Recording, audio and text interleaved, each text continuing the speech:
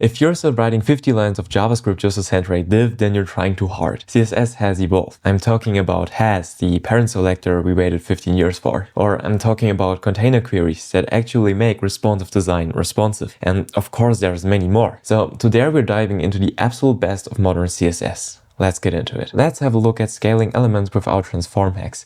We previously used this hack of giving a 50% negative bottom margin. I can't talk today.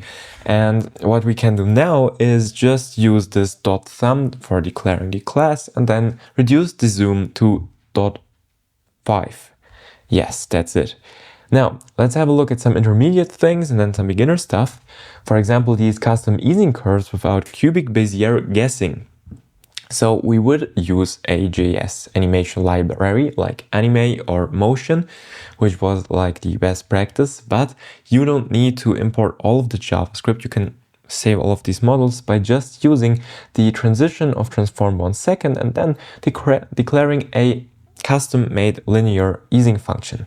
It's beautiful. It's just a Bezier curve and then you can tweak it and make it custom fitting to your animation style that is probably documented in your design system or somewhere else. Now, let's have a look at preventing layout shift from scroll bar appearance. So, all the way, what did we do? We had a body of overflow Y scroll, or we would hardcode the scroll bar width. For example, we give it a padding right of 17 pixels. Now let's have a look at the modern way. We can just use scroll bar gutter stable, scroll bar space always reserved. So I didn't know that myself, so it's very interesting. You will learn a lot if you visit Modern CSS. It's modernflagcss.com. There you can read all of that for free, and I think it's open source as well. Now, scroll bar styling without WebKit pseudo elements. This is a beginner thing, so we used to use WebKit only with the scroll bar styling. Okay, we give it a width and a background color, but now we can use the modern way, which is scroll bar width and scroll bar color, which is awesome, man. I still can't talk, holy fucking shit. And so basically, this is awesome. I love these modern transformation thingies because it allows you to just do it once and it runs everywhere instead of, oh no, have I thought about adjusting it on all the other browsers except the walled garden ones from Apple, which is just Safari. So yeah, awesome features. Let's have a look. Form validation styles without JavaScript. Yes, of course, we would use JavaScript, we would add an event listener, and then we would, for example, add or remove a class on press, for example.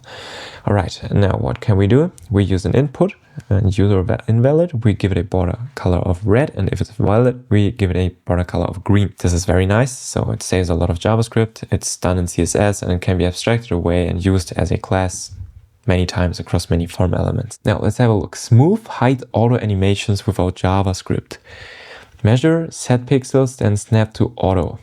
el.style.height equals el.scroll height plus pixels, el at event listener transitioned. I'm not familiar with that.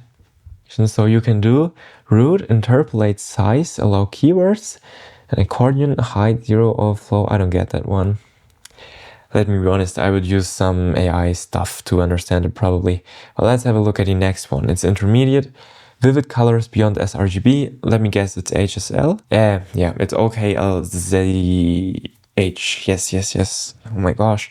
That's what I also use in my software example product thingy that I try to hack around of. It's called Simultan. It's a social media scheduler, and there I use the new Shadcn create projects CLI. And so just that you know, Shadcn also supports this OKLZH thingy. It's a better color space, but you need to be aware that not every color, because it's a larger color space, is available in the hex color space. That's what I had to dabble around with because my brand color was a green that does not map to a direct hex color value. So you need to dabble around, especially for the brand color, primary, secondary, and tertiary, to make sure that they match across both color spaces. If your users have a monitor or whatever that does not support the OKLZH color space. So just a quick heads up, it will save you a lot of time. Okay, so what have we got next? It is advanced color variants without sass functions, without those sassy functions. We would use sass button background, and now we can use, yes, from var calc blah, yes, awesome. Lazy rendering without intersection observer. JS intersection observer, how can we do it? Section, visibility auto, contain intrinsic size. This is awesome. See how much it says I love these little functions. So basically, if it's 500 pixels of intrinsic size and we set it to auto, basically, yeah, I love reducing JavaScript and use CSS instead of it. It's awesome. I'm waiting for Tailwind support, of course, then it will get even more widely adopted, I guess. But it's awesome if it's already in CSS. Some of these things are in CSS for a couple of years probably, and I still haven't noticed that. So as the title says, you don't know CSS. It's awesome. I don't know CSS. Nobody actually knows CSS except the person that made the site. So huge kudos. And let's have a look at drop-down menus without JavaScript toggles. So menu, display none, menu.open, display block, JS, click outside, yes, yada, yada. We need a lot. Now we can just use 3 lines or 4 lines depending on formatting of CSS, and it makes it look awesome and pretty nice. Let's have a look at 3 more and then we call it a day.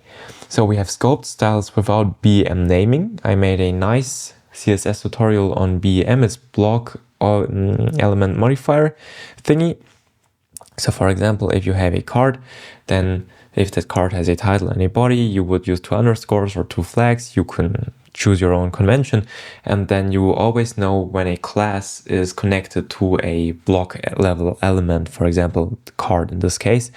So yeah, scoped styles, we have a card title, we have a card body, or CSS modules or style components, yes. But now we can scope it using add scope to card and then give a card.title.body a font size and a color. Awesome. Awesome. I have to try this in my next project. Now let's have a look at the typed custom properties without JavaScript. So here it says hue was a string in your animation. We have the root, we have hue, and we have HSL, var hue, no interpolation. What can we do now? We can set a syntax inherits and initial value. What the fuck? That's so fancy. Holy moly. Now, animating display, none without workarounds.